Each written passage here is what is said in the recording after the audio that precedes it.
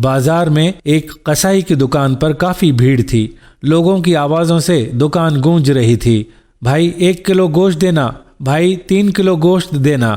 اتنے میں ایک بزرگ سفید پوش، چہرے پر داڑھی، سر پر ٹوپی، آنکھوں پر اینک لگائے دکان میں داخل ہوئے۔ جیسے ہی وہ بزرگ دکان میں داخل ہوا، قصائی سارے گاہکوں کو چھوڑ کر اس بزرگ سے مخاطب ہوا۔ جی ½ کلو گوشت چاہیے، بزرگ نے کہا۔ قصائی نے فوراً بہترین گوشت کا ٹکڑا کاٹا اور بوٹی بنا کر دے دی۔ بزرگ نے پیسے دینے کے لیے ہاتھ بڑھایا تو قصائی نے لینے سے انکار کر دیا۔ وہ بزرگ بولا، جاوید بھائی آپ ہمیشہ ایسا ہی کرتے ہیں۔ قصائی مسکرا دیا اور بزرگ دکان سے باہر نکل گیا۔ لوگ گلے شکوے کرنے لگے کہ ہم کب سے کھڑے ہیں اور قصائی کو چربی چڑھی ہے، گاہک کی قدر ہی نہیں ہے۔ قصائی کی دکان سے ذرا فاصلے میں پڑی لکڑی کے بیچ پر ایک آدمی شروع سے آخر تک کا یہ منظر دیکھ رہا تھا۔ وہ دیر تک بیٹھا دکان کے خالی ہونے کا انتظار کر رہا تھا۔ گاہک نپٹا کر جیسے ہی قصائی فارغ ہوا تو وہ آدمی اٹھ کر قصائی کے پاس آیا۔ 2 کلو گوشت چاہیے۔ پھر اس نے پوچھا، ابھی جو بزرگ آپ کی دکان سے گوشت لے کر گئے آپ کا کوئی قریبی رشتہ دار لگتا ہے، سارے گاہک چھوڑ کر آپ نے سب سے پہلے اس کو گوشت دیا۔ قصائی مسکرایا اور بولا، جی نہیں۔ وہ تعجب میں پڑ گیا اور پوچھا، تو پھر؟ قصائی بولا، وہ ہماری مسجد کے امام صاحب ہیں۔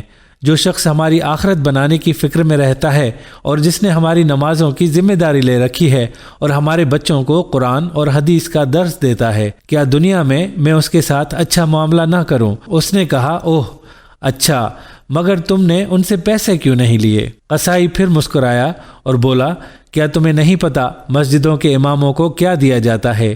اتنے کا تو نقاش بھائی لوگ مہینے میں سگریٹ پی جاتے ہیں۔ وہ سوچنے لگا، واقعی بات میں تو دم ہے۔ قصائی پھر بولا، نقاش بھائی یہ ہماری قوم کا سرمایہ ہے، ان کو بچانا ہماری ذمہ داری ہے۔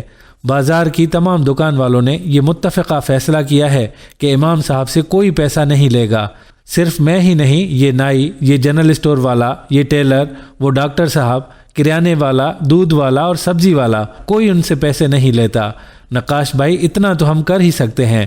اور پھر مسکرا کر کہا، نقاش بھائی ½ کلو گوشت کے بدلے جنت زیادہ منافع کا سودا ہے، یہ لیجئے آپ کے گوشت کی تھیلی۔ اس نے پیسے قصائی کی طرف بڑھائے اور کہا، پر بھائی میں تو جاب کرتا ہوں، کاش میں بھی آپ لوگوں کی طرح ان مولوی صاحب کی کوئی مدد کر سکتا۔ قصائی نے کہا، بہت آسان ہے، سامنے گلی میں امام صاحب نے سائیکل بننے کے لیے دی ہے، آپ دکان والے کو چپکے سے بل ادا کر دیجئے اور اس سے کہہ دیجئے کہ امام صاحب سے پیسے نہ لے۔ وہ مسکرایا اور دکان سے نکل گیا اور مولوی صاحب کی سائیکل کا بل ادا کر کے گھر چلا گیا اور گھر جا کر بیوی سے کہا کہ میں نے آج نیکی کمانے کا طریقہ قصائی سے سیکھا، وہ دنیا کے ذریعے خوبصورتی سے آخرت کما رہا ہے۔ اللہ تعالی ہمیں بھی اپنے پیش اماموں کی عزت اور تکریم کرنے اور ان کی مدد کرنے کی توفیق عطا فرمائے۔